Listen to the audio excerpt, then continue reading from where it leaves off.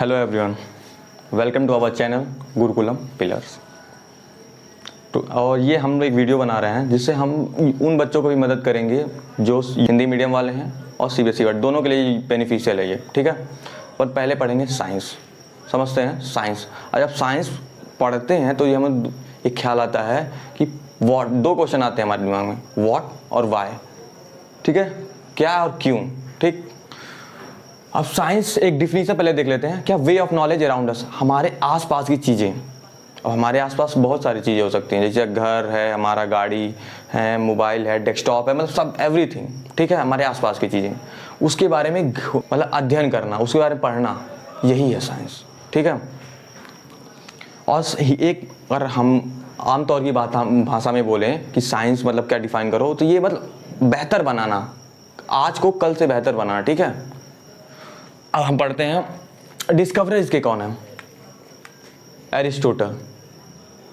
और ये दुनिया के पहले साइंटिस्ट भी थे, ठीक है ना, समझ में आ रहा है। डिस्कवरर एरिस्टोटल थे और दुनिया के पहले साइंटिस्ट भी थे, ठीक। और father of modern science Galileo Galilei, ठीक, समझ में आ रहा है। अब फुल फॉर्म हमारा पूरा डिफाइन कर देगा पूरा साइंस को, ठीक है। Systematic comprehensive investigation exploration of nature cause effect.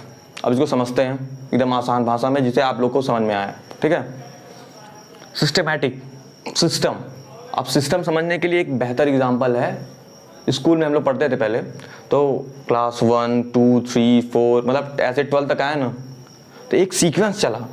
1 के बाद 2 आएगा, 2 के बाद 3 आएगा, 3 के बाद 4 आएगा, ठीक। ये सीक्वेंस में गैप थोड़ी ना, 1 के बाद सीधे 5 आएगा, गैप नहीं हुआ ना, हाँ, ठीक है। अब ये सीक्वेंस जो फॉलो करेगा यही है सिस्टमैटिक वे में, एक वेव में चलेगा, ठीक।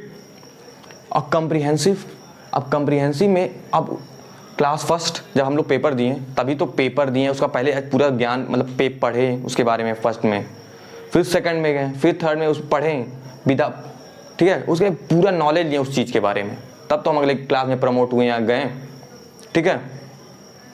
और इन्वेस्टिगेशन, अब मान लो वही एग्जांपल लेते हैं अपन, इन्वेस्टिगेशन। अब टीचर चेक करेगा ना लड़का सही लिखा है गलत लिखा है, हाँ, इन्वेस्टिगेशन बहुत जरूरी है। साइंस भी अगर मान लो कोई रिसर्च हो रही है, अब गलत हो गई, फिर उसका एक दुष्परिणाम पड़ेगा ना हमारे इन्वायरमेंट में। और एक्सप्लोर मतलब फैलाना, एक तरह से मान के चलो फैलाना। अब एग्जाम्पल इसका बेहतर ले जाते हैं अल्बर्ट आइंस्टाइन के बारे में, वो बल्ब का आविष्कार किए हैं, तो वो अपने पास थोड़ी ना बस रखे, पूरी दुनिया में फैल गया।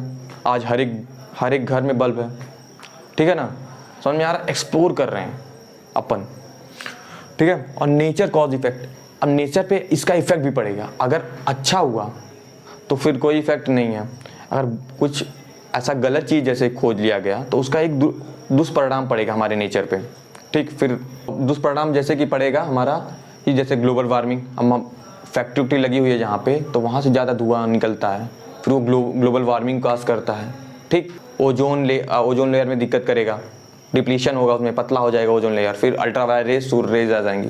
यही सब है, नेचर को हम लोग छेड़ देंगे अगर, ठीक है। नेचर, इसे कहते हैं नेचर के अराउंड चलो, नेचर के साथ रहो, ठीक है। और साइंस जो अपने आप को डे बाई डे चेंजेस ला रहा है, डे बाई डे बदल रहा है अपने आप को। अब एग्जाम्पल इसका, पहले हम लोग कैसे रहते थे, मतलब यूज़ क्या करते थे, फ़ोन का एग्जांपल लेते हैं। फ़ोन अपन यूज़ करते थे कीपैड, मतलब मोबाइल जो हाथ से बटन से चलता था, ठीक।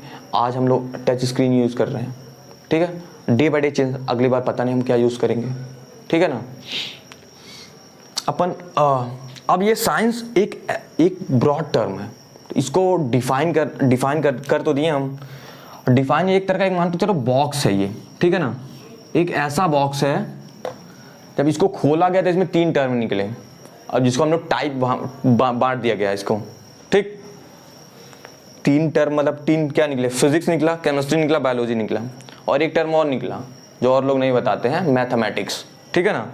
उसके बिना ये तीनों भी अच्छे से समझ में नहीं आएंगे, लेकिन अभी नहीं, बेसिक में कोई दिक्कत नहीं होगा। जब थोड़ा ब्रॉड टर्म में हम पढ़ेंगे इसको, तो मैथ की भी नेसेसिटी पड़ती है, बायोलॉजी में भी पड़ती है। सबको लग रहा है बायोलॉजी में नहीं पढ़ती है, बायोलॉजी में नहीं, लेकिन बायोलॉजी में भी पढ़ती है, ठीक है ना।